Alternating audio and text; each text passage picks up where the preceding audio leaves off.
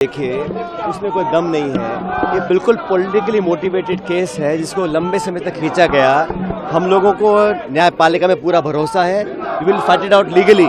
लेकिन आप समझिए, जिस एंटिटी में कोई ट्रांजैक्शन नहीं है, कोई लेन देन नहीं हुआ, 1 रुपये का कोई इसमें अदला बदली नहीं हुई है और जानबूझ के पॉलिटिकली राहुल गांधी जी और सोनिया गांधी जी को टारगेट जो करने का काम किया है, ये पूर्णतः द्वेषपूर्ण भावना से कार्य किया गया है। लेकिन मैं जानता हूं कि देश के लोग समझ रहे हैं इस बात को कि अपने प्रतिद्वंदियों की आवाज दबाने के लिए अभी हम लोगों ने गुजरात में अधिवेशन किया था, पार्टी को जिंदा करने के लिए पूरी ताकत लगा रहे हैं, वो उनको नागवार गुजरा है। इसलिए केंद्र सरकार ने जानबूझ के बहुत ही विंडिक्टिव ये कदम उठाया है। इसको हम पॉलिटिकली टैकल करेंगे, लेकिन लीगली भी टैकल करेंगे। मुझे पूरा विश्वास है हमारी न्यायपालिका के ऊपर। उनका कहना है कि आपको प्रोटेस्ट करने का अधिकार है, लेकिन जमीन हड़पने का अधिकार तो किसने हड़पी है? मुझे कोई प्रूफ कर दे किस कंपनी में कोई ट्रांजैक्शन हुआ है, कोई डिविडेंड पे हुआ है, कोई सैलरी ली गई है, कोई अदला बदली हुई है।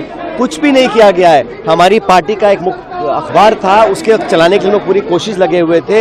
एक नॉन प्रॉफिट एंटिटी में अगर कोई ट्रांजैक्शन ही नहीं हुआ है, कोई लेन देन नहीं हुआ है, तो किस आधार पे आप मनी लॉन्ड्रिंग का केस लगा रहे हैं? ये तो सिर्फ छवि बर्बाद करने के लिए कोशिश जो कर रही है भाजपा और केंद्र सरकार, उसमें लगे हुए हैं। बाकी तथ्यों के आधार पर मुझे पूरा विश्वास है कि हमको न्याय मिलेगा, लेकिन पॉलिटिकली एक डैमेज करने के लिए, एक द्वेष की भावना से, बदले की भावना से जो काम कर रहे हैं वो लगातार कर, विपक्ष के तमाम नेताओं को टारगेट कर रहे हैं। और भाजपा में जो नेता हैं उन पे सब उनको खुली छूट मिली है, पाक साफ उनको डिक्लेयर कर दिया गया है, तो जनता सब देख रही है।